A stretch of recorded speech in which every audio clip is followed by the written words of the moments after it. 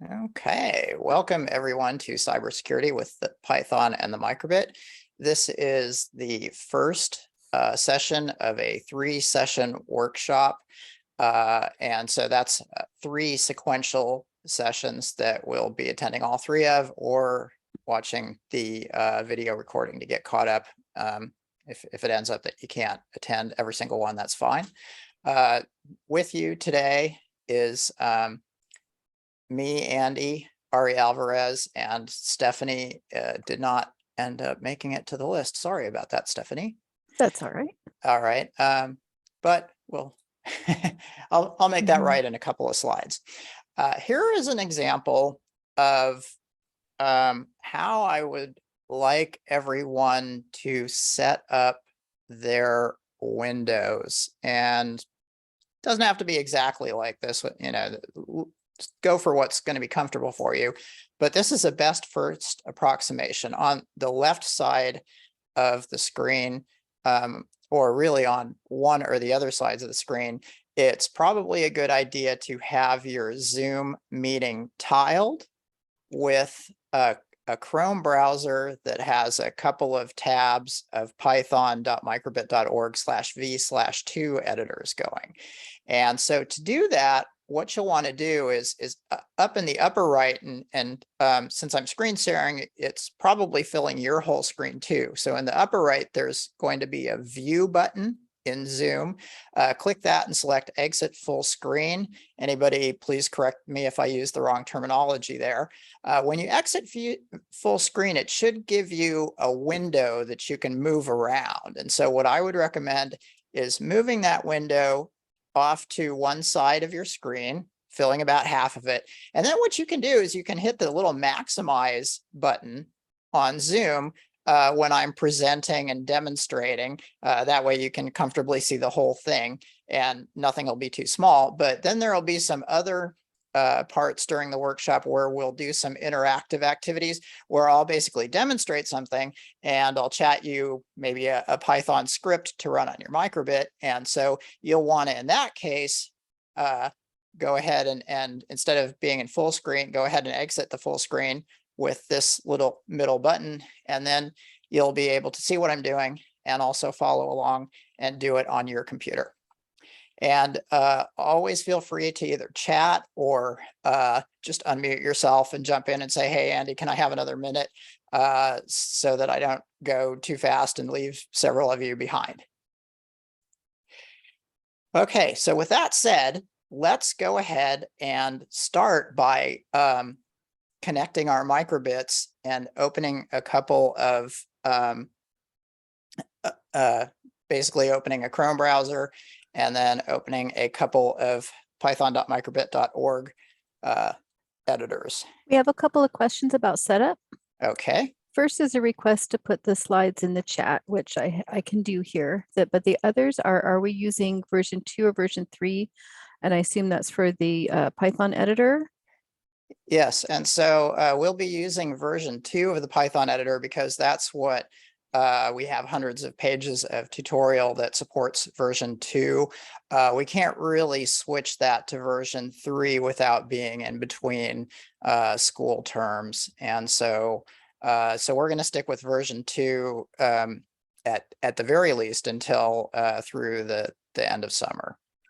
And the other question is, okay, if you have 2 monitors, is it best to keep the windows one on each? If you have 2 monitors, yeah, it's great. Just set it up however is most comfortable for you. For example, you might have the Zoom presentation on an entire monitor, and then excellent question, by the way. And then you might have your you can then very conveniently have your Python editors actually tiled side by side in your work area, or basically a couple of Chrome browsers tiled side by side. You'll be going to learn.parallax.com as well as these 2 editors. And so, yep, that'll be a very nice, comfortable way to do it with a couple of monitors. Okay. All right, excellent. And I see, Stephanie, it looks like you just posted a link to the slideshow. Is that right? There was a request. Ah, okay. So I'll get back to that in a second. Let's first all go ahead and connect our microbit modules. Let's see, need to open a new Chrome browser off on my second screen. New window. All right. And then bring that window up. And I'll go ahead and tile it on this side. Go to python.microbit.org/v/2. And when you get there, it will say, hey, why don't you try out our beta editor? And since we're going to stick with version 2, since that's what we use in the tutorials, I'll go ahead and decline that. And then you can right click and duplicate your tab and decline the beta editor again, and then you'll have 2 tabs open. And just for the sake of having something to take the place of, and then for you, you'll want to take your Zoom tab if you have a single monitor and go ahead and set it on the other side. And just as a placeholder for now, I'll go to learn.parallax.com, and we can just imagine that this here is a Zoom window. Okay, so how are we doing? Does everybody have their, I got a thumbs up? Yeah, let's see a few more thumbs up or thumbs down. 1 thumb up. I think I briefly saw a second one and then lost it. 2, 3. Okay, excellent. Oh, good, good, very good. All right, so now that we've got that, the next step is going to be to take your microbits and cables. Your cables are likely shorter than mine. So up in the thumbnail of me in the upper right, I have 2 microbits connected to 2 USB cables, and then 2 the other ends are what we'll go ahead and so connect your microbits to the end of the USB cable that they fit onto, and then the other end should go into your computer. Some of you may have had to use USB-C to A adapters.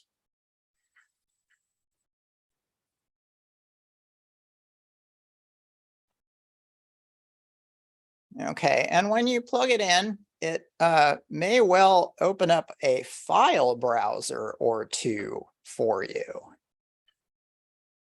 And you can go ahead and close those for now. There is a way to load scripts through the file browser. And if I can remember to swing back around to that, I'll show you as a side note. Okay, so once you've got your microbits plugged in, you'll want to see lights on the back side next to the USB connectors. And then the front side, it's hard to know. Each one of you may be seeing something different on your LED matrix displays.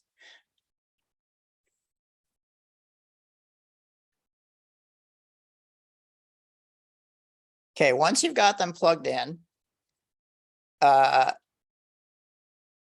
click the connect button. And when you click the connect button, it should give you 2 choices of BBC microbit. And so in one tab, select one of the 2 choices and click connect. Then go to the other tab, click the large connect button, choose the other microbit and select connect. So that's then we should have both of our microbits connected.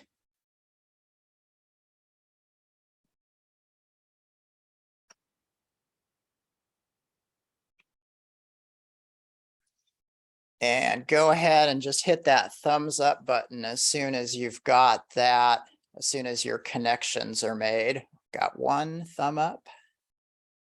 2, thank you, Sarah. Thank you, Ann. Thank you, Thomas. Thank you, Bobby. Thank you, Cheryl. Oh, looking great. Okay, everybody else too. Good. So now that we're both connected, the next thing that's a good idea to do is just try to figure out which microbit is connected to which browser tab.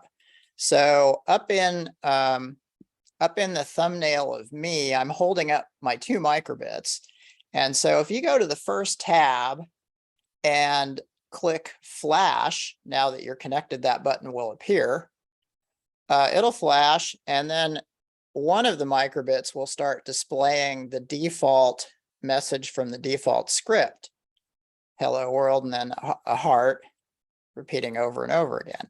And so now we know that the tab on the left is this microbit. So I'll go ahead and set this one over on the left side. Then I got one more microbit, and we want to make sure that the other tab will also load a script into that. So I hit flash again. And so now I know that this is the tab on the right. So I'll try to set this microbit over on the right side. Probably that won't make as much of a difference today, but moving forward, it will. Okay, so give me thumbs up when you're all through that. Looking good. Thank you, Cheryl. Thank you, Anne, Thomas, WB, Sarah. All right, great job, everyone. So now we're ready, and we're going to let that percolate for a little while. I'll go over a few things. The first is Stephanie already pasted it in. Here are 3 versions of the link. We've got a QR code for phones and tablets if you want to have that off to the side to see the slideshow. We've got a bit.ly short link and the full Google Docs link right here. With you today are me, Andy, Ari, Company Vice President, and Stephanie, Product and Documentation Manager, and I'm the Applications Engineer. And Stephanie, this time we didn't leave you out. Sorry about that. And a little bit about me. My main emphasis going through college was on electronics, and most recently, I've worked with quite a few different microcontroller embedded electronic systems and documented them for schools on behalf of Parallax. And most recently, I've been working on the Cyberbot robot, including the microbit and cybersecurity, and then electronics with the microbit, which we'll talk about on day 3. Parallax, which is the company that manufactures everything, it manufactures the Cyberbot board and has created a nice robot kit. So we have these kits here, and we also manufacture microcontrollers. Is a small company located in just outside of Sacramento on your way to Lake Tahoe. So it's kind of right in the center of the state of California. We have 20 employees, have been around since 1988, and started creating educational products and materials in 1997. Our emphasis is on microcontrollers. Those are the programmable brains that you will find inside things like a digital alarm clock, a microwave oven. There are one or more in any given cell phone. And these are the programmable devices that have circuits like button circuits connected to them and display circuits. And so first thing in the morning, if something you do is heat up coffee, tea, oatmeal, etc. in your microwave, that's interacting with a microcontroller that is connected to circuits that are monitoring the keypad that you press in the cook time on. And it also sends the signal to make a speaker beep each time you press a key, and updates the digital display, and also controls the microwave emitters and et cetera. So it's the kind of thing that you can program and put in a product. You can also put them in really cool inventions like these ones down below, all of which have the original Parallax basic stamp in them. This is Chip Gracie on the left and his brother Ken on the right. Chip is Parallax's chief inventor and Ken is our CEO. And together they really do a great job with Ari's help, also keeping the business going. And one of Chip's biggest splashes invention-wise is something called the Basic Stamp 2. This is the first microcontroller that made a programmable device that you can connect electric and electronic circuits to, accessible to pretty much everybody, because it had the accessible programming language of the day, which was BASIC. And it had all the little fussy parts built into it, so that all you had to do was connect it to a computer and write a program. And in the mid to late 90s, that was a really big deal. It changed all of hobby and educational electronics. Fast forward 20 years and out comes the microbit. There were several steps in between the basic stamp and the microbit. Most notably, I think the Arduino microcontroller and the Parallax propeller. And now we have the microbit, which is a very, very accessible educational microcontroller. And so I think I'd like to do just a real quick warm-up exercise here. This page is from the Make It Code It site. And I have the link down below here. It's microbit.org/projects/make-it-code-it. And what I'll do to start is we'll go ahead and copy. Actually, first of all, I'll show you what we're going to do, and then I'll just paste in the script. But just so you know, there's a lot of links here that you can follow, and one of the reasons to bookmark this slideshow is so that you can go back and refer to certain things you may have seen during the workshop. So I'm going to click Step Counter and open it, and I will send you the link just in case you want to take a look at what it looks like when you land on this page. Paste. So there is the link. And this page has some nice videos that introduce what you're going to do. And this particular project is a step counter with the microbit, which has a built-in accelerometer, which can measure changes in tilt and the impacts of your step. And it has, for the working code example, notice that there's step 2, code it, after step 1, which is kind of the general overview. Step 2 is code it, and there's 2 options. This is make code blocks right here. And then there's also a Python option. So there's 2 tabs under step 2, code it. There's make code, and that's for a younger crowd, just getting started with code, maybe not confident in their typing skills yet. And then there's Python for a slightly older student who is working on a hand-entered text-based script language. So I'll go ahead and take this this script right here and paste it into you all. And then what you can do is go over to your editor and shade everything. Usually you can shade it by using your mouse, although it's a lot easier to use Control-A, or in your Mac, it might be Command-A, and then Command-V or Control-V, you can paste right over what was in there.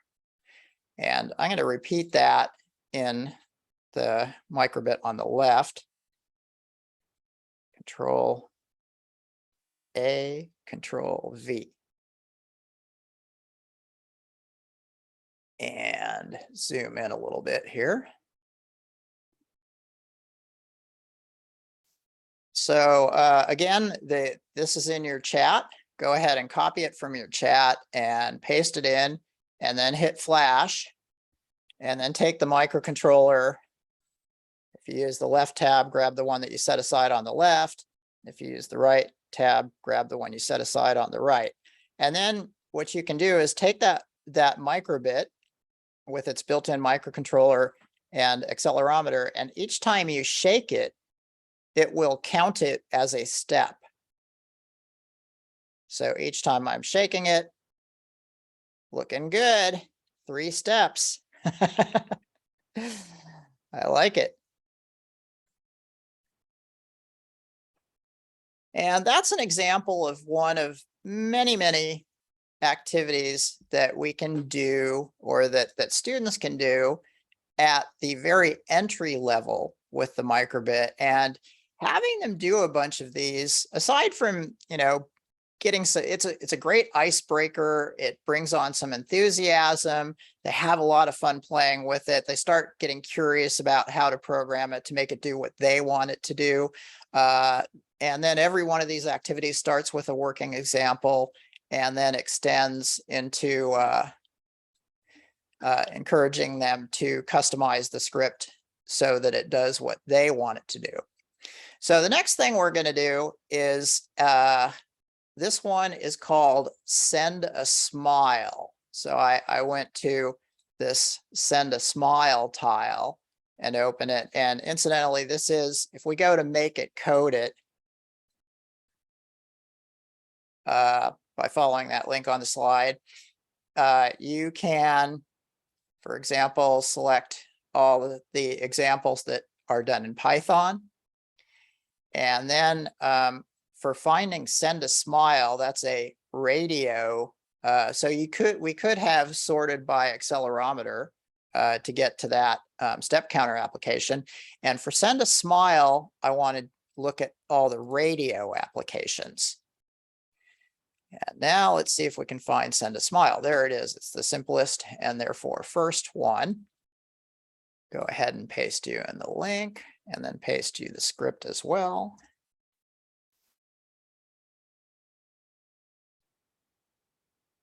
Okay, now remember, step 2, code it. It'll default to make code. And since we're focusing on Python, we'll want to click the Python tab to get the Python script out of the make it code it project. And keep in mind that the way this, as well as the way Parallax does things, is to start with a working example to get everybody enthusiastic, and then encourage them to put their hands on the keyboard and modify it to make it their own.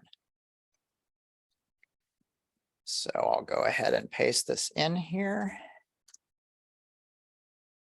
And I want you all to try that. And this time, what we'll need to do is load this script into both of our microbits. Remember, Control A and Control V to paste over your previous script.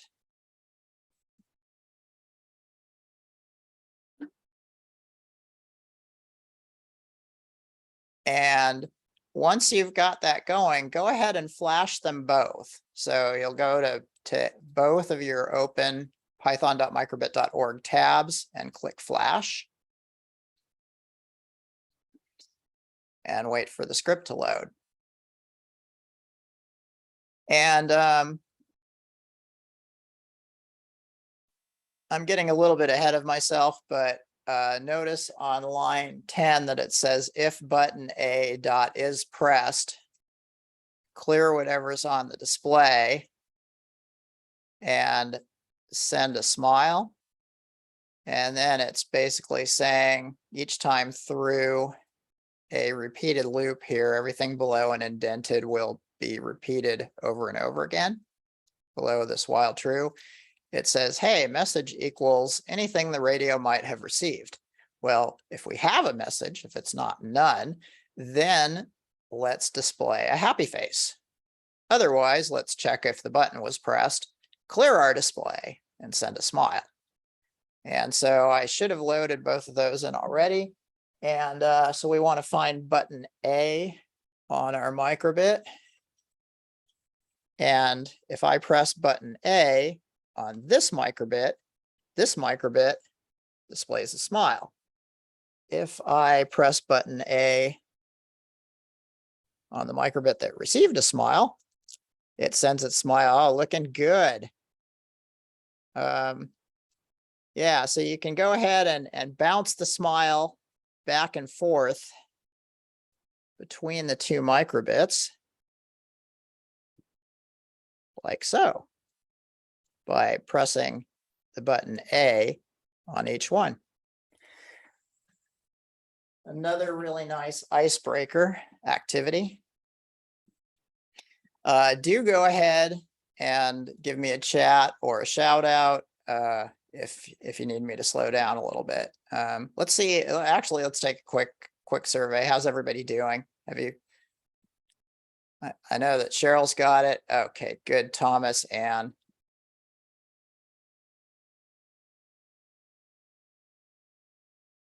Bobby. Okay, I'm going to wait for a few more of you. Thank you, Cheryl.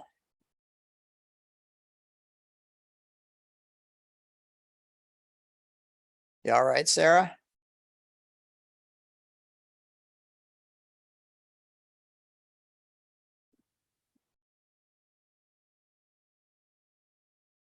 Okay, Jeffrey, thanks for the thumbs up on the chat.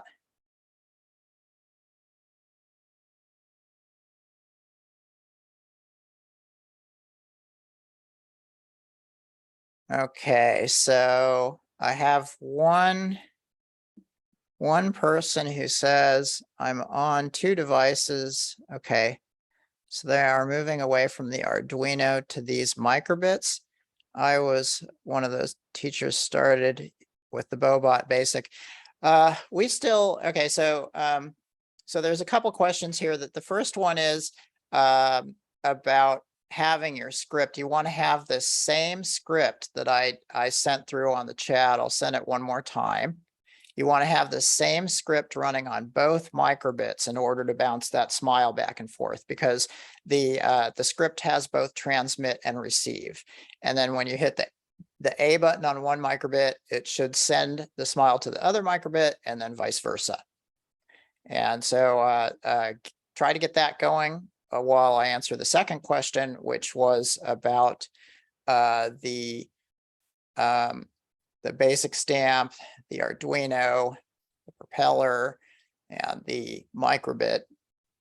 The microbit right now is very popular with education.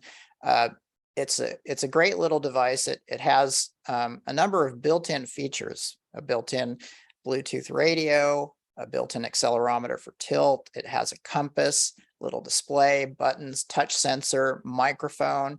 And what all these features do is they allow you to do things with the microbit that with an Arduino or a basic stamp, you would have to purchase additional equipment, wire it up, and then use a program or a sketch to make the two work together. It's a little bit more integrated with the microbit, but the microbit also has these little pads, these metal pads here, so you can connect circuits to them as well. And right now, I think the microbit is probably the most popular microcontroller in education, and rightfully so, because of the nice design, and also because of the way the online editor is so easy to use. To your computer, the microbit looks like it's a flash drive, and most computers accept flash drives, which means that you don't have to install any specific driver to be able to load programs into your microbit. Okay, so do slow me down if you need some help. You can also just unmute yourself and shout out or chat. Let's see, does it work on Chromebook or iPad? It does work on Chromebook, especially with this this programming environment here is designed for Chrome. And so a Chrome browser on a Chromebook natively is all ready for this, but really a Chrome browser on a MacBook or on a Mac or a Windows machine is also just ready to go if you open this on it. The iPad, not so much, at least not for this. I believe that you can load scripts into it, but it's much more limited because you need the Bluetooth connection to load the scripts, which means that you that won't work at the same time that you're communicating on the radio between the two microbits, which is what we'll be doing for the cybersecurity portion of this. So it kind of is the answer for the iPad.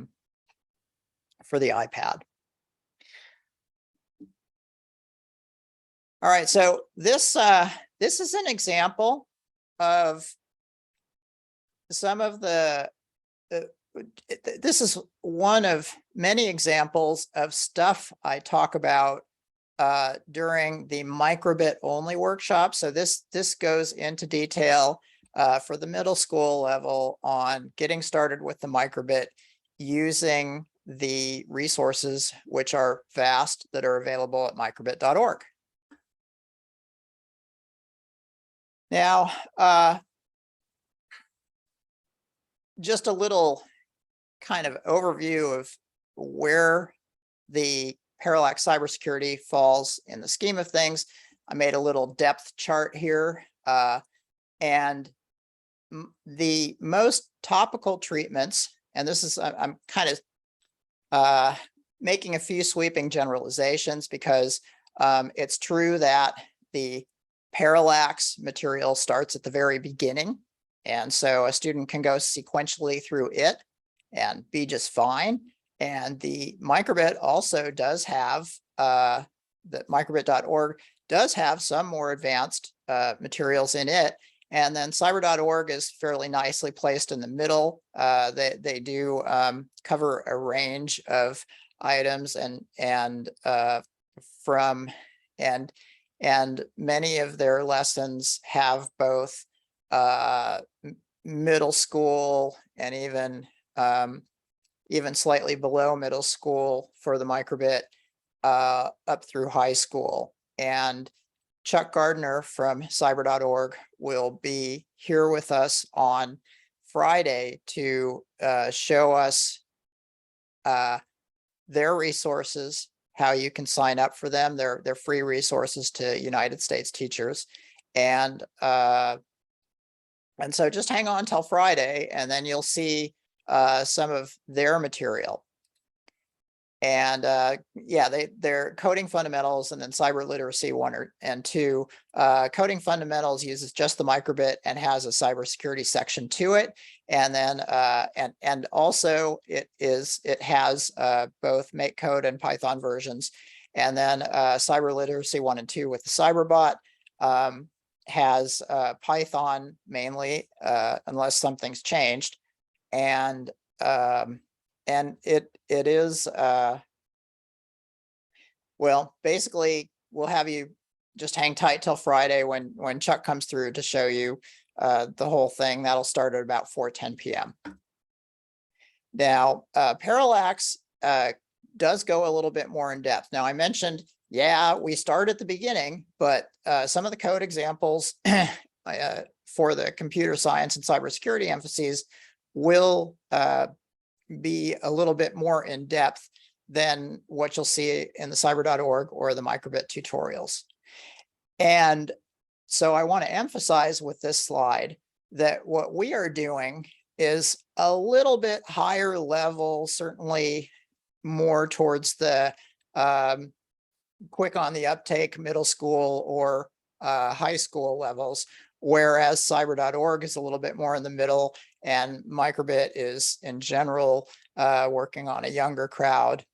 And this is something to keep in mind, because as I'm going through the examples, if you get the feeling, wow, we're going through a lot of material really fast, and that's partially because there's 3 2-hour workshops, so there's a time constraint. So I have to, so I'll be trying to show you as much as I can about what is available, and covering a few how-tos along the way where I think it's important.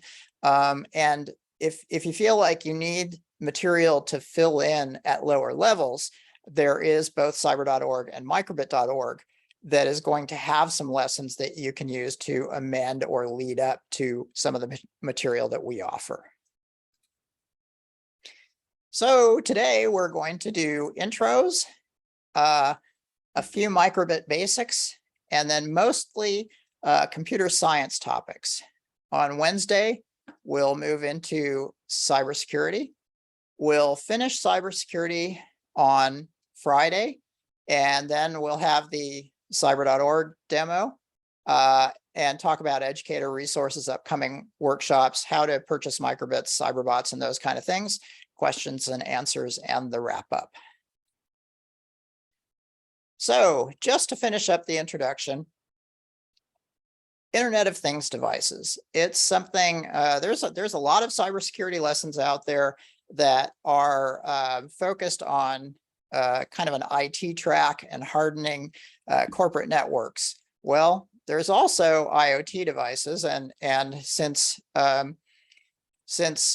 Parallax works with small microcontrollers that you might find in IoT devices, this is a point of interest and emphasis for us. And the microbit and cyberbot are both really good fits. The microbit is an example, is kind of an offline example of an IoT device. You don't actually have to be on the internet with your microbit. That actually isn't really very feasible because the microbit has a radio channel that is not one that joins your school network. So it's really easy to start up with, but it gives us great examples of how we can have gizmos and devices that are on a network that are hackable. The cyberbot robot fits in when it comes to automation. And oh, by the way, you can go ahead and read any of these articles just by clicking them and following the link. I linked into the articles that these are excerpts of. And so there's also, these are two military examples, but it also extends to factory automation, because both we've already seen through news stories how military installations have demonstrated themselves to be hackable, and it's similar with factory installations. And so protecting your Internet of Things devices and protecting your electromechanical devices, anything that's networked, the microbit gives us an analogy of how it works when you are online. The nice thing about the microbit having its own little network is that there's no IT support needed. You can just get them talking to each other, and there's no crossover between the microbits and your school networks. So here we have the two tutorials that that are available for students to use.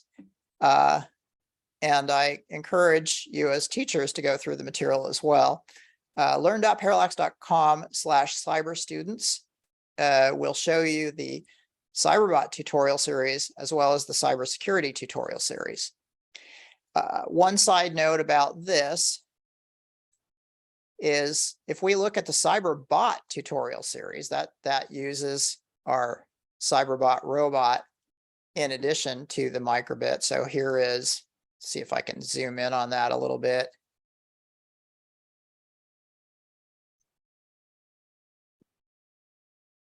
Here is the Cyberbot robot, and the microbit's right here, and then it has a couple of wheels to turn, and then a area called a breadboard where you can build circuits that the Cyberbot or that the microbit can communicate with.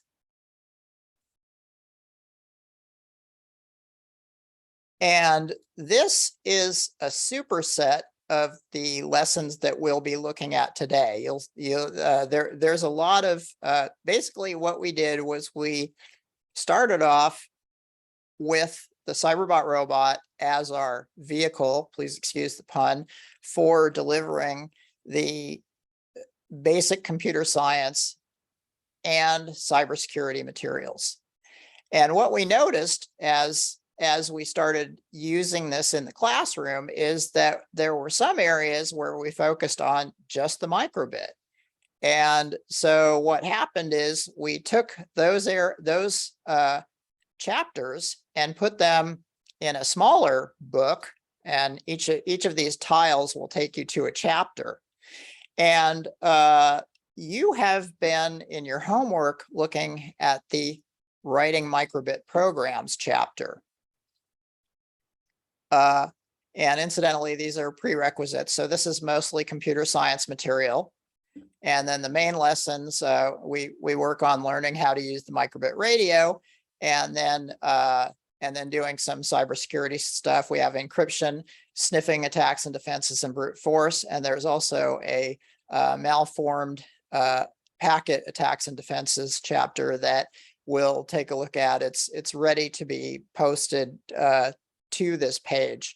I don't know whether it's going to be available by Friday or not, but regardless, we can go through the teacher edition of it, which is a Google document that has all the elements that appear in here, plus the elements that go to the teacher's guide. There's also some we left a couple of Cyberbot chapters up here because there are many activities in both of these chapters that can be microbit only activities. See, how are we doing for questions? Nothing new on the chat. Now, what I did was I took the cybersecurity tiles that we saw on both of the web books, and I split them into a computer science basis or scaffold, and then the cybersecurity material, which builds on what is covered in the computer science area. And so there are a number of chapters to go through where students learn a lot of computer science basics and a lot about scripting, and then they start applying that, and these reinforce those concepts. So essentially, we introduce cybersecurity as we reinforce the computer science concepts that they've studied. And going back with the Cyberbot robot, there's 2 levels of reinforcement on those computer science concepts, because we start with the computer science concepts, and then we apply those to things like navigation and monitoring sensors for just simple robot navigation. And then after that, we extend it to cybersecurity. So there's 2 levels of reinforcement or application use of the computer science concepts. Quick overview of the homework. And this is mainly for folks who, oh yes, go ahead, Stephanie. Before you move on, we have one of my microbits is displaying a frowny face and the number's 504. The support website says microbit is investigating this error, but is there something I can do in the meantime? Oh, that's an interesting one. Yeah, that is interesting. Can you chat what kind of computer system you have in general? Like, is it a Windows or a Mac or a Chromebook? OS X.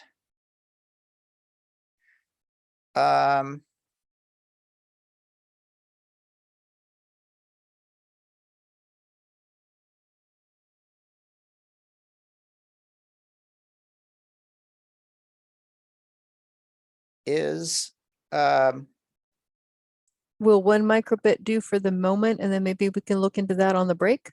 Yeah, I think that would be the best thing. Okay.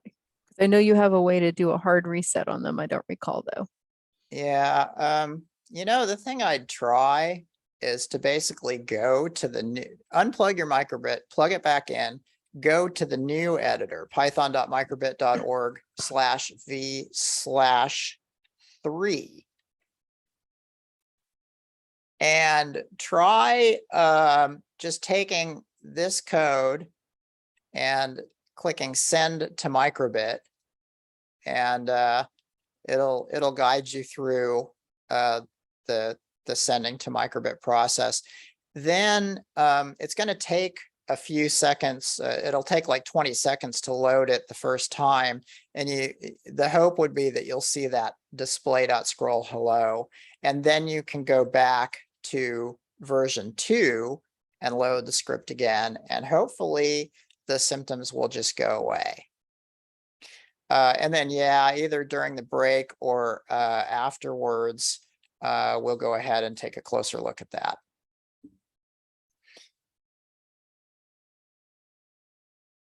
Okay, so this was the homework getting ready for this course. The first one was the python.microbit.org editor tests.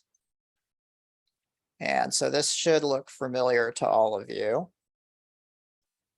And basically there's a YouTube recording of the step-by-step through the tests. And all I do in that YouTube recording is follow these steps that are mapped out right here. And primarily it is replacing the default script with this little script right here in step 3. And so you don't have to do this because you already did. So replace it, flash it, and then hit open serial, and then make sure. Now, sometimes you've got to hit close serial and then open serial again to see that first message. Don't know why that is, but I've seen it a lot. So then you just want to be able to type a message. And then when you hit enter, have the microbit send back to the computer a copy of what you typed. And what this does is it proves that you have back and forth communication between your computer and the microbit. And that's going to be essential for the 2 microbit over a network tutorials.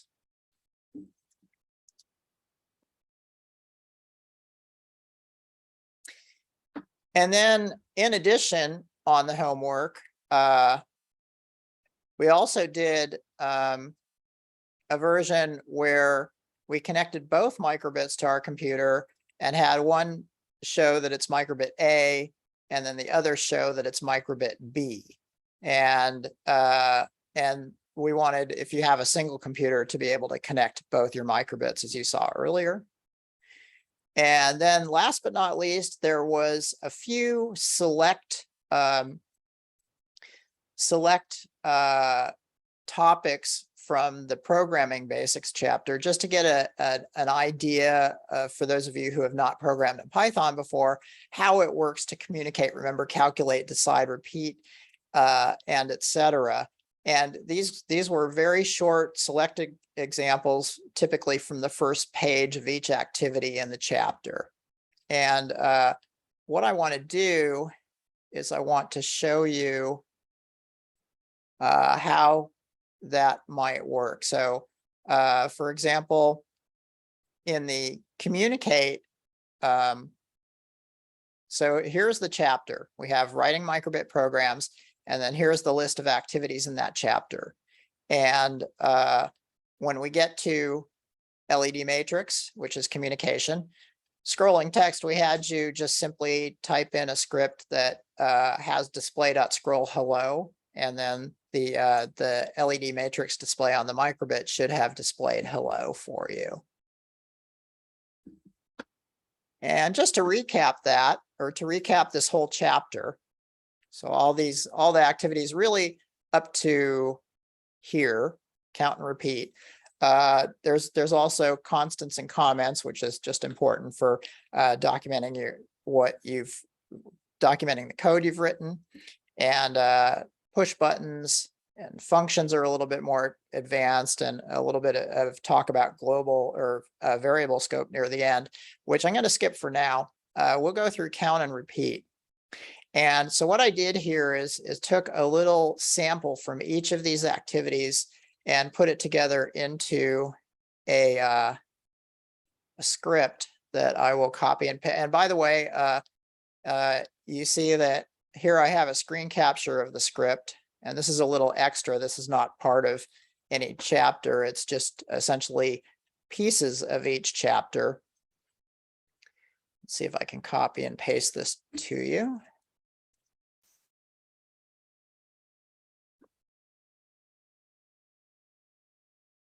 All right, so there's that script in your chat.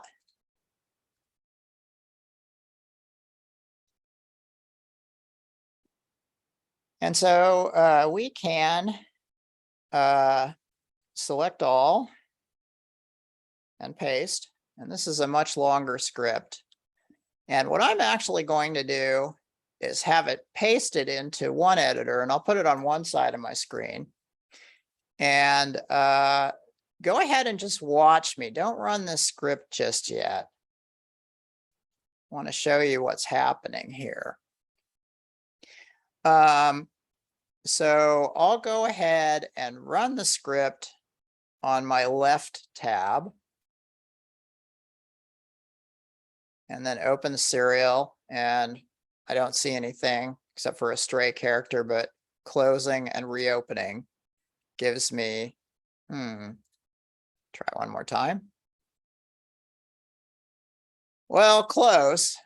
We missed the P in press, but press enter to continue. No, we missed a lot actually. I'm gonna do it one more time here. There we go. All right, so what we see here in the terminal is it says hello. Well, that's because we have a print hello statement. Sleep 2000 sleeps for 2000 milliseconds or 2000 thousandths of a second or 2 seconds, depending on how you want to look at that. And after it waits for a little while, then it sends the hello message to the terminal, which appears here. Now, after that, and this is part of the communicate, the first activity in the chapter. After that, but what I'm doing is instead of using the LED matrix display as is used in the chapter, it's just a quick, let's look at what's going on in the terminal. So it's a bit dry for all of us teachers. And I don't know, it might be nice to use in discussions during the classroom, because you can say, all right, well, it's waiting for me to press enter to continue. So let's talk about, what happened in the next chapter after you maybe did it for homework. And we see here A equals 2, B equals 5, F, short for float, equals 1.414, square root of 2, T equals text inside apostrophes. You can also use quotation marks. And then right below that, we have print A, B, F, and T. So what do we think that's going to do? Well, my prediction is that it's going to show us 2, 5, 1.414, and text. So when I hit enter to continue, we have 2, 5, 1.414, and text. And so this is the remember part of, it's the next activity after communicate is remember. And then it's waiting for us to press enter, and we can look at, okay, in the calculate chapter, it introduces doing calculations with the microbit. We have C equals A plus B. Well, up here, A is 2 and B is 5. So we would expect C equals A plus B. If it's going to print C, we would expect when we press enter to see C equals 7. And sure enough, there we go. So I pressed enter. Now we're looking at decisions. And then I need to refresh. Okay, so A is 2 and B is 5. And so looking at this, let's see, A is 2. So that's not greater than 5. So it won't print A is greater unless I'm making a mistake, because I'm not very good at presenting and doing the calculations on the fly. But I want to say that it's going to say B is greater. A is 2 and B is 5. Yeah, so if B is greater than A, print B is greater. Otherwise, print they're equal. So when I press enter, my camera's right in the way of that. Yes, B is greater.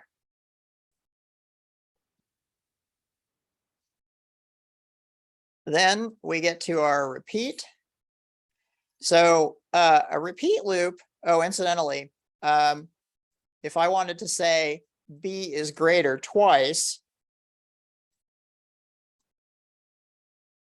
I'd want to have both of those below and indented from this elif, which is short for else if statement. So essentially, if one of these statements is true, you can have any number of lines below and indented from the if statement, and it'll do those things.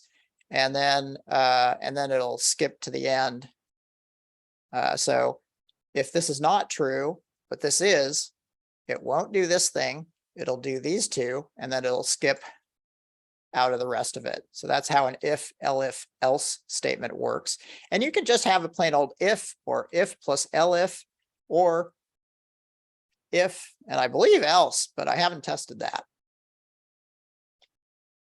Okay, so after pressing enter, there's another one where we have some indentation. So we have this for n in range 1 to 10, and it's going to print the value of n and sleep for 350 thousandths of a second.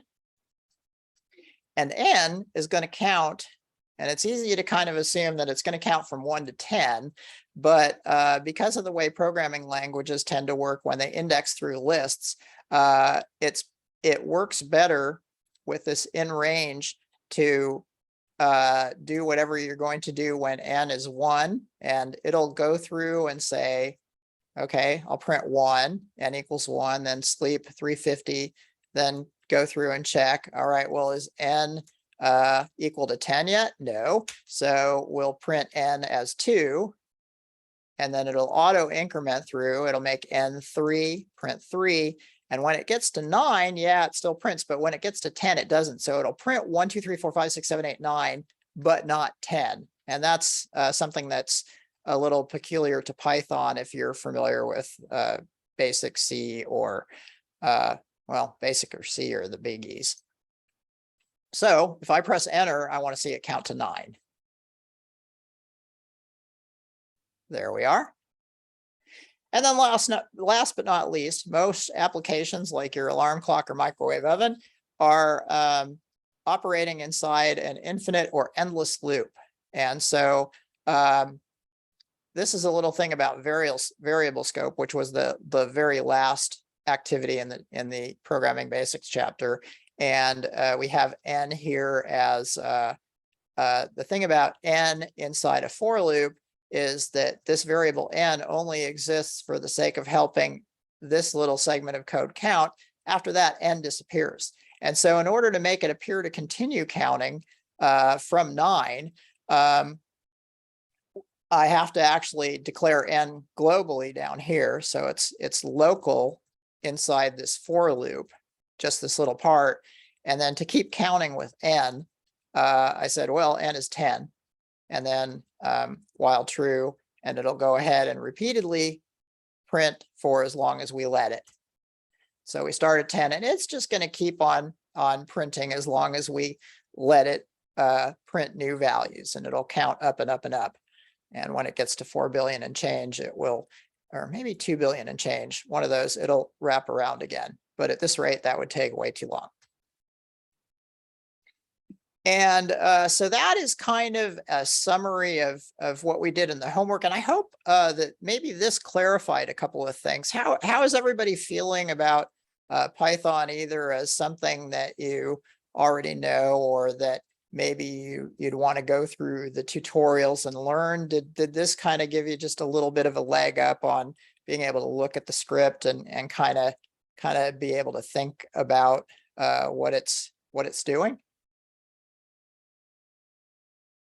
Okay, I have no responses. Let's see about the chat. Well, we're coming up on a break, and so so if you want to ask some questions during the break, I'll be back at the tail end of it. Just one last thing is that if you see one of these things like maybe input or print or sleep, I think sleep is a good one. What you can do is, if you don't know what sleep is when you're looking at an example, you can hit the help button and select documentation. And that will take you to the BBC microbit documentation. And then in here, you can search for stuff like sleep, not sheep. Okay. Now, it won't always be the first one. Here it is. microbit.sleep.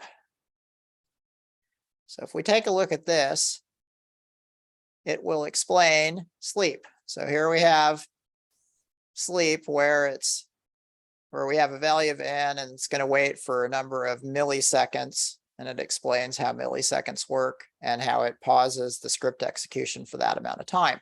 So that's a nice little resource that you can use. Remember, that's the help button and then select documentation. Now, if for the person whose microbit was displaying that error, it sounds like they went and clicked help and selected possibly support or help. And they searched for the error code that their microbit was displaying. All right, so that is it for the first hour. It is currently coming up on 4:07. And I'd like to take a 7-minute break. So let's all reconvene at 4:14. And I will be back in just a couple minutes, and we'll see you all back. Pardon me, for those of you on the East Coast, that's going to be 8:14. And anyway, yeah, 14 past the hour. The recording will still be going during the break. Okay, I'll be back in just a couple minutes.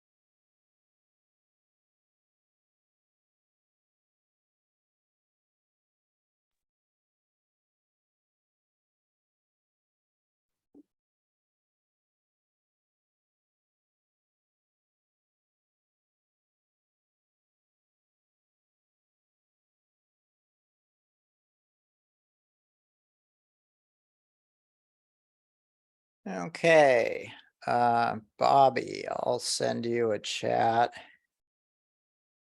Let's see here. Because we're looking at the Chrome 110 and OS X 13.2.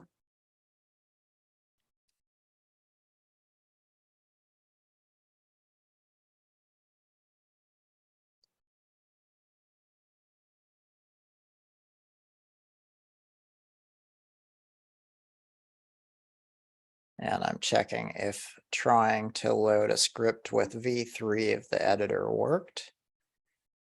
And then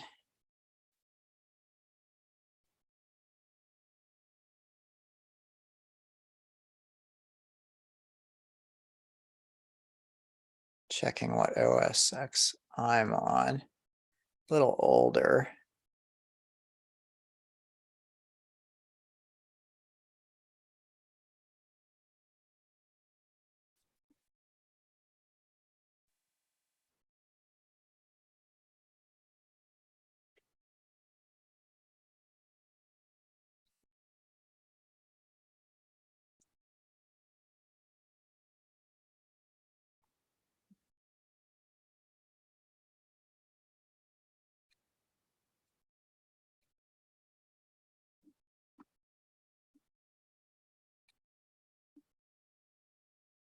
Okay. Oh, I'm sorry, Bobby. I missed your response. Okay, so v3 did clear out the microbit for whatever happened with the v2 that caused it to stop. Whoa. Okay.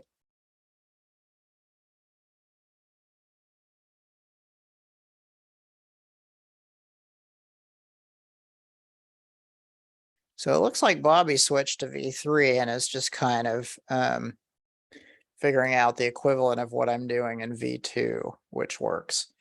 Okay, good. Thank you, Bobby. And it is now 14 past the hour, so we'll go ahead and resume.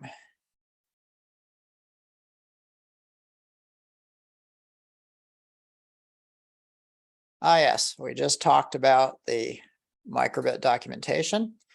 So I'm going to kind of finish off the whirlwind tour of the computer science concepts. The first one is there's an activity in the Programming Basics chapter about functions. So here is some examples of functions. A function is something that you want to put above your main code. And so here is the most basic kind of function where it just says def, and then we give our function a name, and then put something below and indented from it. That can be one or more lines of script. And as the microbit executes this, it gets to line 2 and says, oh, from microbit import star. So it microbits, it imports everything it needs from the microbit module, which is things like sleep and display.show are some of the examples you used in the homework getting ready for this. Then it sees this def function and it says to itself, essentially, oh, I don't really need to do anything here. I just need to make a note that there's a function named, in this case, function, that I might need to use to get back here later. Then on line 7, it says print hello from main. So this is the main part of the script. Now on line 9, when it reaches function, that's its cue to jump to the function definition, do with it whatever's under the function definition, which is print hello from function, and then come back to function and keep on going, executing from top to bottom. And then here is hello again from main. Well, let's take a look at that. So we see hello from main as the first line. Then when we get to function, it jumps up here, prints hello from function. That's the second line. Then down here, it says hello again from main. And so the students, by trying this, can get familiar with how a really simple function call works. Then we go and start adding features to function calls. For example, you can accept a value by essentially putting a variable name in between these parentheses here. And so now, if you look for increment in the main code, here it is, increment of 5, what it does is it goes and finds, it notes that there's an argument of 5 and that it needs to find the increment function. So it jumps up here, finds the increment function, plops the 5 in value, adds 1 to value, then returns the modified value. And so what happens is when we get back to increment of 5, this returns 6. So you can think of this whole increment of 5 as becoming the number 6. And so print increment 5, comma, and then this function call, well, the result of the function call is 6. So that's what we see right there. You can even have 2 different values or more, as long as in your function call. So here's a function named add. And so the add function sends 5 to value 1, 6 to value 2, adds those 2 together, puts it in result, and then returns the result. So the number 11 replaces add 5, 6, and then it displays that result.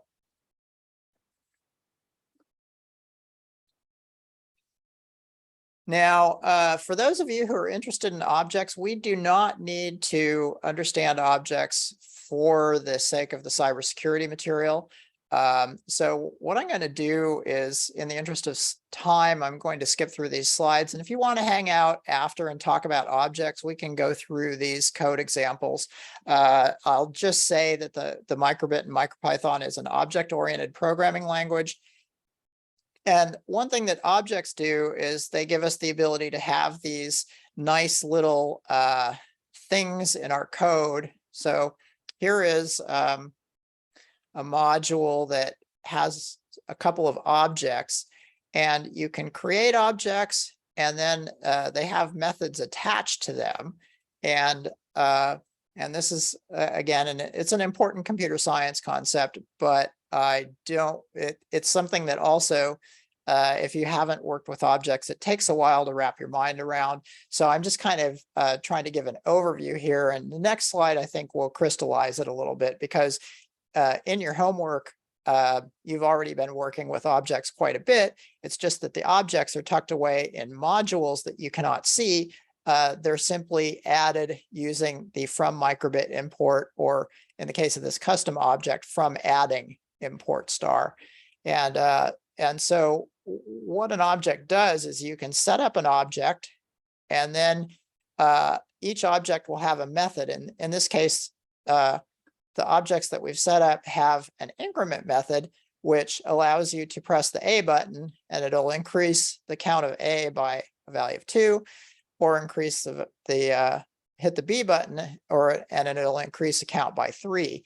And a dot increment is kind of the key signature. You'll have an object name dot, and then a method call. It's like a function that's within the object. And so these objects are kind of like magical little entities that you can create, that can be created and used for specific things. And what it does is it prevents the kind of thing where you have to, the more different objects you're working with. This is the non-object approach to a program, where you would press the A button and have it increment by 2, and press the B button and have it increment by 3. And actually, yeah, that is correct. So there's a lot of coding that you have to think about. And if you add another button, you have to increase the number of if and else if, or pardon me, elif statements that are checking to see which was pressed. Whereas in the object-oriented approach, where you have an object hidden away in a module that you just bring in and then read its documentation and follow the instructions on setting up the object and then calling its methods, you can have these little entities, one representing the A button, one representing the B button, and the microbit takes care of the heavy lifting of causing it to increment as you've set it up to do in an object. And so coming back to the default script, display.show, display is an object that's part of the microbit module. And so when you said, or actually this is the default script for the version 2 editor. And so when it says display.scroll, it's the display object, the scroll method, and then we feed it an argument, and it displays hello world for us. Display.show is another object, and objects can also have data, and image.heart is the image object has a heart, that the data for displaying a heart is stored in it. And so image.heart and 2000 for the sleep function call. Now notice display.scroll, we call that an object and a method, display.scroll. A function is just, it's not preceded by a dot. It's just sleep. And then 2000 and image.heart are examples of arguments. And image.heart is an example of an object property. And so this is some of the terminology that we were initially stumbling over at Parallax when we were getting used to Python and the microbit. And so I thought I'd share some things. And incidentally, from microbit import star is importing a module, and a module has objects and functions. And so sleep is an example of a function in microbit. And then display.scroll and display.show are examples of object or of method calls from within the display object, which is part of the microbit module. And so you can use this as reference. And it's actually a nice exercise to have your students take a look at a piece of code and then compare it to this and try to figure out, okay, what's a method call, what's a function call, what's an object property in a different example from this, but they can use this as kind of a guide. Lists and tuples, I just want to mention this kind of quickly. Let's see here. Oh boy. Okay, so I'm going to massage this a little bit. Well, yeah, just keep it demo centric here and try to get this through this quickly. Notice that our microbit is still counting slowly upward with its value of n. Incidentally, if you want to save any of your work, I skipped over the slide earlier. I should actually, possibly, yeah, I must have skipped it. Here it is. There's actually a chapter on this now. So saving your work is from learn.parallax.com. And then we can go to cybersecurity and then how to save and reopen a script in Python editor v2. So this was done in the homework, but I'll go ahead and chat the link anyhow.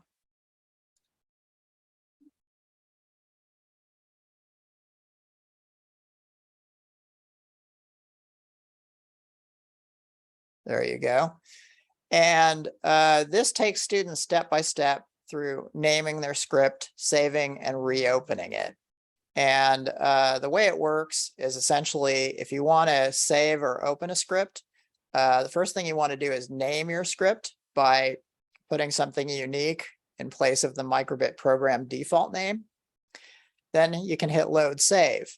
If you want to open an existing file, which it'll start browsing, you can click or browse for file. It'll open your downloads and then you can browse to other spots as well. If you want to save something, you can download it as a hex file. And so looking at this example here, like let's say I want to save this superset of the programming basics chapter, we'll name it superset of basics. And then to save it, we'll hit load save, then select download project hex. And then let's see here. So for those of you on Windows, it's File Explorer, it's Files app in Chrome, and it's Finder in Mac. And what you can normally do is sure, I can go ahead and refresh this page, hit reload, and what it does is it nukes whatever work I have in there and takes me back to the default script. Now, if you just recently saved something, it'll be in the downloads ribbon down below Chrome, and you can actually just drag it and drop it into the editor, and then you're back to what you saved. Another way to do it is to hit load save. And if you want to open something that you saved previously, you can hit or browse for file. It'll open up Finder. And then I want to get to downloads. There we are. And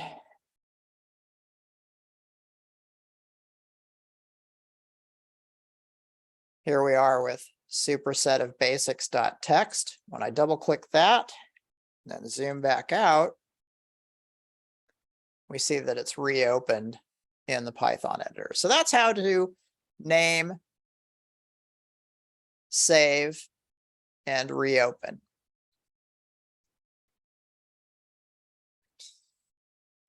Resuming on tuples. Here we are. No, that's lists, or that's dictionaries. Lists and tuples. Go ahead and have you try this one. Okay, so it's coming your way in a chat.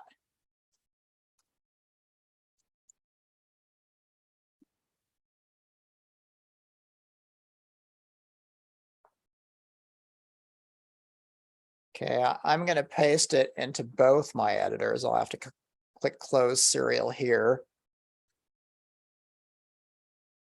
And we'll run it. I'll run it in the left one. And you guys can run it too. You may need to, again, hit close serial and open serial.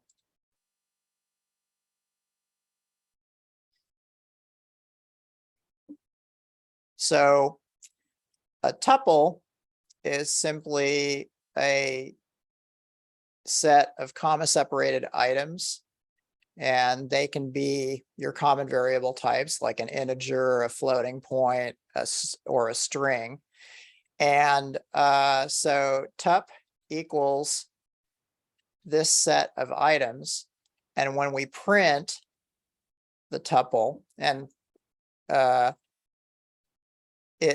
it's it says tup equals, and then the when we say tup, well, that's the name of the tuple, which is this set here. And so it prints all of those things that are in the set.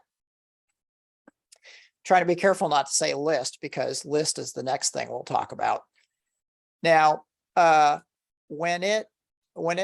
it can display the entire tuple, or if we want to see just tup of 2, if we want to see the second element, that's 0, 1, 2, we can print tup of 2 and see that it's the string high. Now, a list works basically the same way. The difference in a list is that a list can be modified. So with a tuple, you can only check the values after you've created it. With a list, you can still check the value.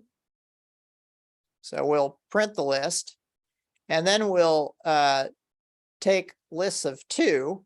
List is the name of this list. So we'll take high there, and change it to by. And then when we print the whole list, we'll see that hi has been changed to by, and we can still access it the same way we did with a tuple, where we have the second element, that's 0, 1, 2, but this has been changed to by, and we can see that result right there.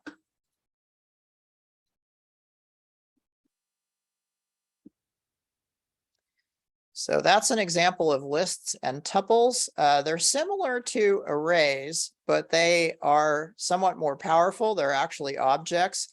And so there is a way to, there is a method, for example, to go and find a matching value and have it tell you that hi or by is the second element, counting from 0 in the list.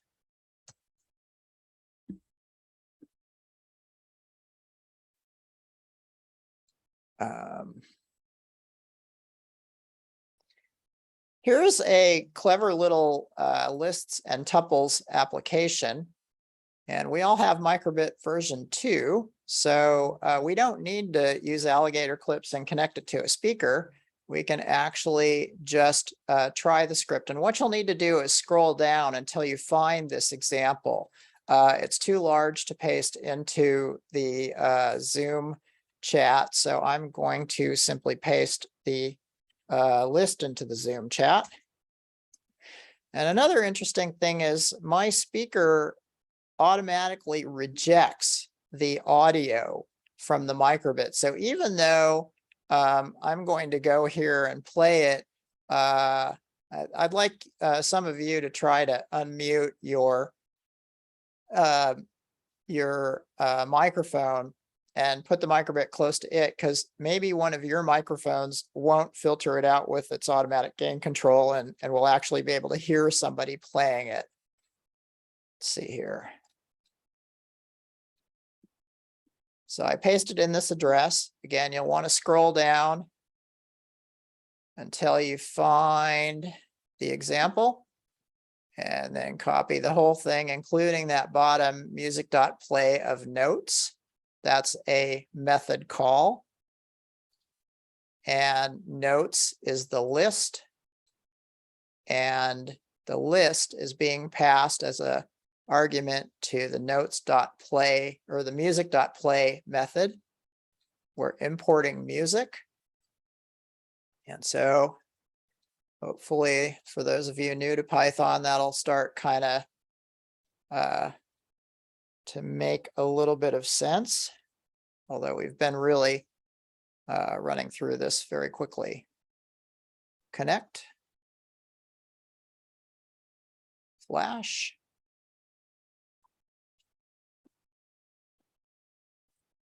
You probably can't hear it, but it's playing music. Again, my speaker, for whatever reason, filters out the electronic music. I vaguely heard somebody else is playing. Hold that close to your speaker if you would, and I appreciate your doing that. Thank you.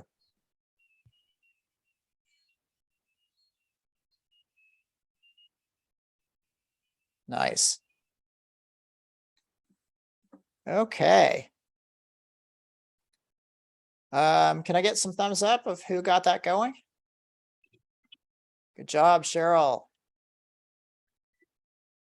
Thomas, Wendy, excellent. Jeffrey. Okay, great. You guys are all on it. Very good.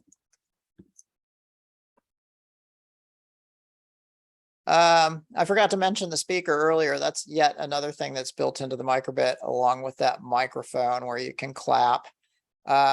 Here's another example of lists and tuples. I'm going to skip it, but basically you can, if you run this, and you can go to the slide and try it out at your leisure. If you run this script, you can shake the microbit and get a randomly selected task from this task list. This is another list. It's named options, enclosed with square brackets, which means it's a list. If it were enclosed with parentheses, it would have been a tuple. And again, if you wanted to make this script larger, you could change the elements on the fly if you leave it as a list. If it's a tuple, it's immutable, which means you can't change things on the fly. Another way to organize things, and this one starts really setting the foundation for cybersecurity, is, it sets the foundation for it. It's called a dictionary in Python. The more commonly understood term would probably be JSON data, JSON data. That is what web browsers and servers exchange when they're exchanging data.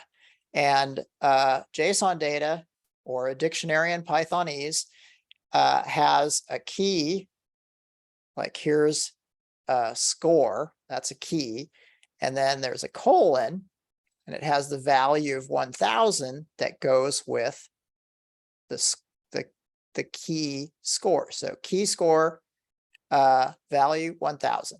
Now over here is a second, and we call that a key value pair. Over here is a second key value pair, and the key here is name, and then I chose Sir Lancelot since we're in Python and there's a lot of Monty Python jokes. So Monty Python and the Holy Grail, Sir Lancelot, and here we have a key value pair. So here's two key value pairs. They're enclosed in curly braces, which makes them a dictionary. And you can actually name your dictionary. And then, so we have name and score.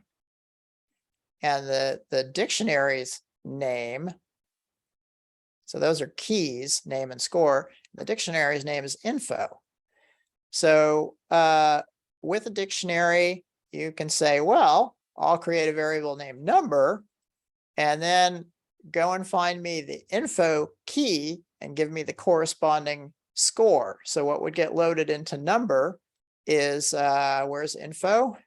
That's the dictionary. Score is the key. There's score. So what I would say is that 1000 would get plopped into the variable named number, because again, goes and finds the info dictionary, looks for the score key, grabs the corresponding value, and copies it to the variable. Now you can also notice that the variable is on the left side, so we're receiving a result.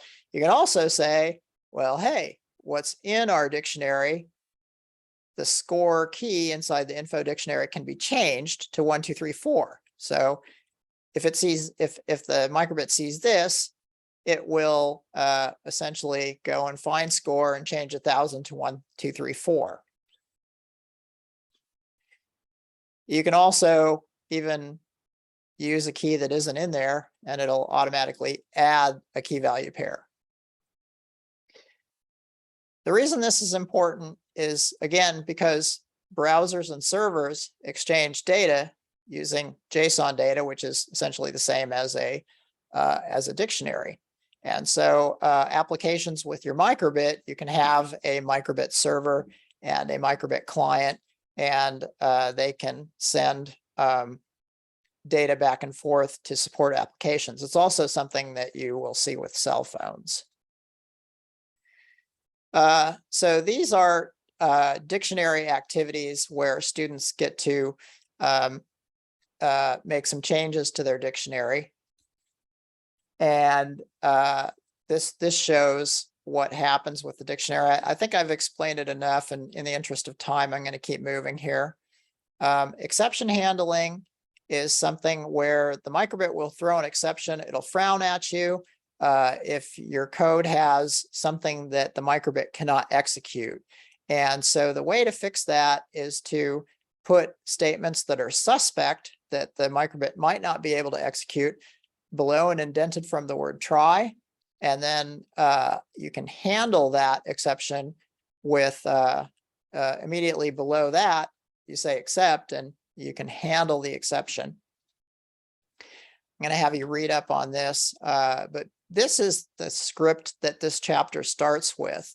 And it starts with n equals 20 and d equals 5, and it calculates the quotient of the division problem and then displays it. And everything works fine because there's nothing that can cause the microbit runtime environment to stop in its tracks and get confused. However, if you instead change that D to 0, well, anything divided by 0 gives you a lot of trouble because there isn't an answer for that. And so on this line, there would be an exception. And so this chapter goes through how to put this in a try statement and then set up except statements that handle it and tell you what kind of exception happened, and then even refine the script to the point where it's giving the user helpful hints on what they did wrong without causing the microbit to stop in its tracks. This is very important, and we'll come back around in especially in the malformed packet attacks and defenses. Exception handling is kind of like your main go-to as a defense for malformed packets, because it'll prevent your microbit from stopping in its tracks, which is an excellent analogy to a server crashing. Here's an example from later in the chapter, and it's showing how to get data from an exception after it's occurred, again, without stopping the microbit in its tracks. So this is a full try except else finally. That's using all the features, and it's showing how to get information about what kind of exception occurred if if D happened to be 0, or maybe in another situation, if it's not even a number, if D is a string, well, how do you divide a string like hello into a number? And you'll get information about this here without crashing the microbit. If N and D give you a real integer, or pardon me, floating point, in this case, answer, we can display the result. And then if it's in a loop, it can tell you, okay, now you can do your next division problem. We also have exception handling. Oh yeah, this is an example of the helpful hints, like can't divide by 0 and expected a number. So that's the refined version at the end of the activity, or at the end of the chapter, for exception handling. And one more computer science chapter is all about strings. Strings are objects, and they have a great number of features. And what I'm going to do is I'm going to assign strings, just trying out some of the string handling features as homework, and probably a little bit about exception handling and exception handling and dictionaries. Don't worry, it's really quick, light homework, because again, it's I'm going to assign the very fundamentals, because what I want us to try before the end of the day is before I move on, strings have nice features like being able to index a particular spot in the string. And so what this is showing is that if you name your string S, the string is inside quotes. If you name it S, then this is S of 0, S of 1, 2, 3, 4, 5, 6. There's S of 7. And so this is an example where we start out with a string that says have a nice day, and then this line does string surgery. So instead of nice, it goes to the index of 7 and substitutes great, and then continues adding everything after nice, as in space day. And then it also adds an exclamation point at the end. And so this is an example of things you can do with strings. Again, strings are objects, so there's a lot of extra things that you can do with strings, and I'll have you again try it out as homework. And not to worry, very easy, very quick. So what we'll do with the last 15 minutes here is try out some bi-directional texting back and forth. And this is from Cybersecurity Radio Basics. And so what we'll have here is both of our microbits running the same script, and you'll be able to send texts back and forth between microbits. Pandemonium ensues when the students do this, and it's a kind of a nice, first of all, it's fun for them, but it also provides an object lesson for why certain cybersecurity methods such as encryption and selecting a separate channel are very helpful, separate radio channel, that is. So let's try that. This is bidirectional texts. I'll go ahead and copy the activity in the Radio Basics chapter into your chat so you can see it in learn.parallax.com. And then I will also go ahead and open it up and find you the script. I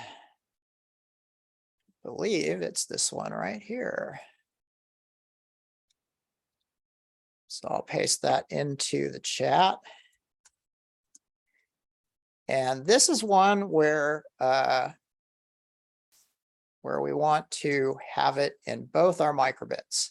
So close your serial if it's still open and paste over whatever you've got.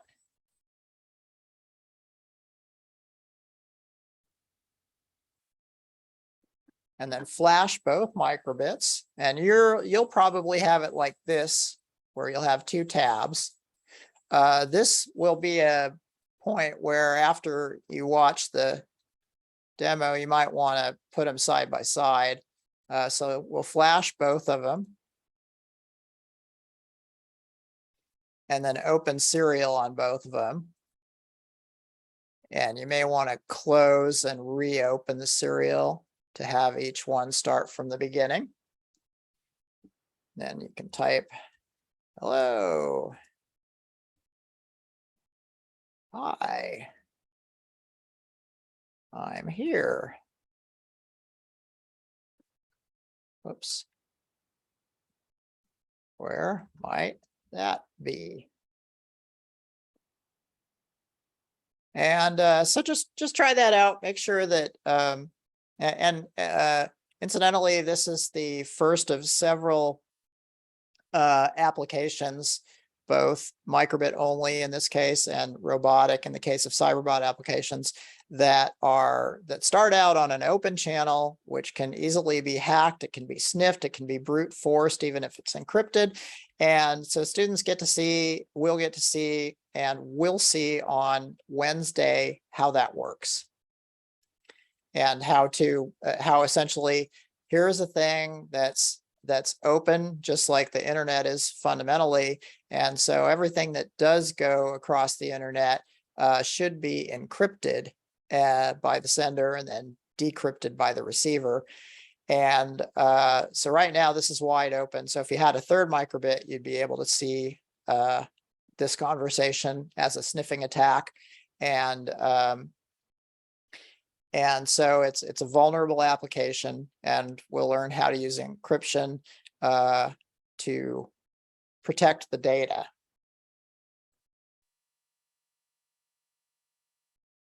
Okay, so how are we doing? Did everybody get the chat to, oh, excellent. Good job, Cheryl.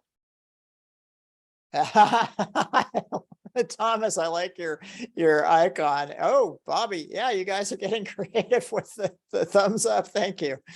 Okay, good. Looking good. Do stop me, anybody else, if you need a little bit more time. Otherwise, I'm going to keep moving. So this is an example from the Radio Basics chapter. It's right at the end. We do start at a beginning. And in fact, I'm going to back up to the cybersecurity tutorial series for a second.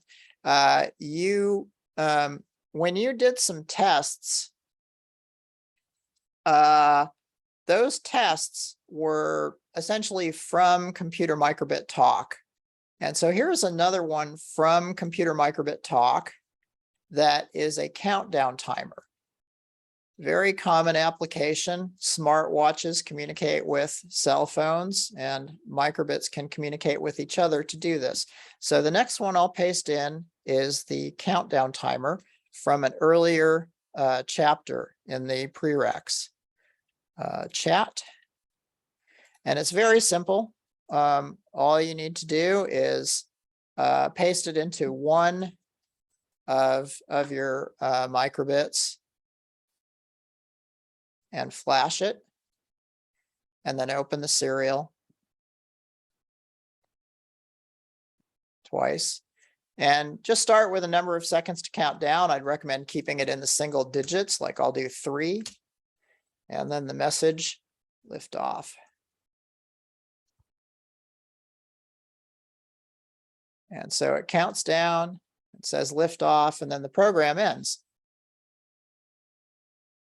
And this can be put inside an infinite loop. Now, the reason I did this is because this is, again, it's a countdown applications are pretty common. And, you know, again, smartwatch versus phone. And so moving on to radio data. Let's see here.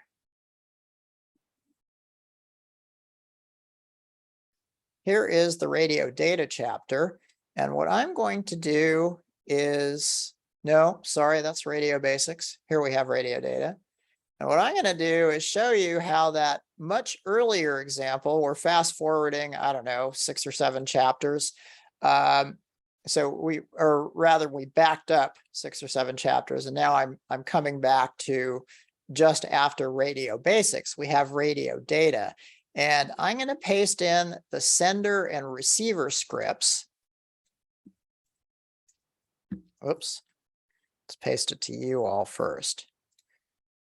Okay, so here is the sender script. You'll want to paste that into one of your microbits. And then here's the receiver script to paste into the other microbit. And what this is doing is it's splitting the countdown timer into a networked application where you have a client sender and a server receiver that's going to do the work for you. Paste. I'm going to paste you the page that came from.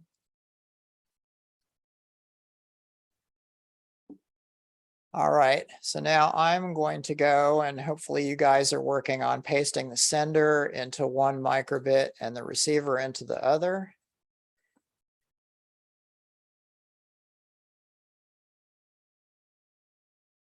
So that's the sender. And then here is the receiver.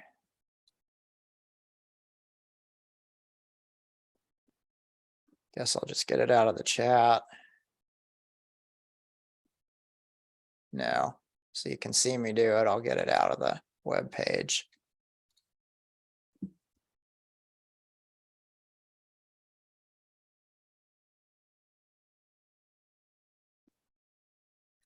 All right, and so you want to flash the sender and then flash the receiver and then open serial on both of them. Again, you might want to open, close, and open again.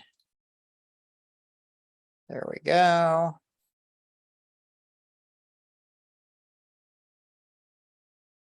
All right, then if you click on the sender, you can type countdown start at 4, and then for the message,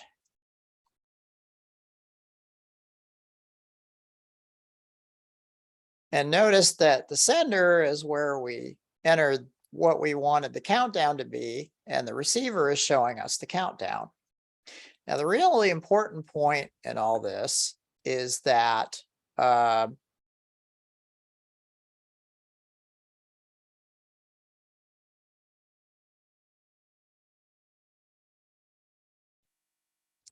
pardon me, I'm looking for a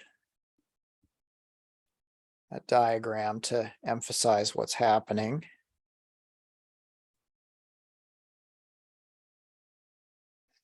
Okay, so here is our sender and our receiver. And granted, if you have them both connected to the USB terminal, you might think that it's all going through the computer, but it's not. What's happening is that you're typing down 3 and then lift off in our terminal that's connected to the sender microbit. So the sender microbit, when you hit enter, it all travels over USB into the transmitter or sender microbit. Then the sender microbit uses its radio to send out that that data in a JSON, or pardon me, in a dictionary, which is like a JSON packet, which we have our key value pair of seconds, which is 3, and then the message after, key is after, value is liftoff. So it sends all that across the radio to the receiver, and then the receiver shows the countdown. And again, this is similar to, say, setting up your something on your phone to make your smartwatch sound an alarm at a particular time, or do a countdown timer or an exercise timer, stretching timer, that kind of thing. And so this is, previously we had communication that we'll want to protect, that chat application. And here we have application communication and data packets that we'll want to protect. And so these are two things that we'll see moving forward in the cybersecurity session, or cybersecurity lessons, which we'll start going through on Wednesday. And you'll see these recycled again, because since the coding's a little bit more complex, instead of starting out each time with a new fun application, we're going to be using familiar applications and revisiting them to essentially harden them as applications so that they're no longer sniffable, brute forceable, attackable through malformed packets, that kind of stuff. And again, these provide examples over a microbit only network that can be are good analogies for real world networks. Now for homework, no, it's not bidirectional text. Okay, sorry, my bad. Let's see. How about, yeah, so we finished bidirectional text. So we're striking that from the homework. What we're going to do, and I'll send this out to you, is, and it is pretty much optional because we talked about these things in concept, but what I did was I selected, as with the homework before this session, I tried to select just kind of the bare minimum topical to see how it works, kind of little pieces of activities. And so this should help. Maybe I'm hoping it'll help you feel a little bit more comfortable with dictionaries, exception handling, and strings, because I went through those pretty quickly. So this I'll send out as homework. I'll send you a link to this particular slide in the slideshow, and I'll also copy and paste this into an email for homework for Wednesday. And it's not a big deal if you can't get to it. I know during the week with papers to grade and et cetera, you know, it's tough to keep up. But at the same time, if you can get to this, it's pretty interesting, and hopefully will help you feel more comfortable with how the material is presented. All right, how's that? Good, 1 thumbs up. And oh, 2, excellent. Got a heart and some applause. Very good, you guys. Okay, so what we're going to do now is please do feel free to stick around, because what we're doing is we're ending the recording, and what we can have after this main session is things like tech support. If you have some feature of your microbit that isn't working for you, I can try to help you out. We can also reschedule for another time tomorrow or even Wednesday morning, just to get any kind of tech support stuff going. Also, like if you looked at this and had an idea of, hey, Andy, you know, you should really add this to one of the tutorials. That's after the recording's off, it's a good time to talk about it. So, so I'm going to do the thanks for coming, everybody, but hang out if you'd like to, because we can talk for another half hour or so.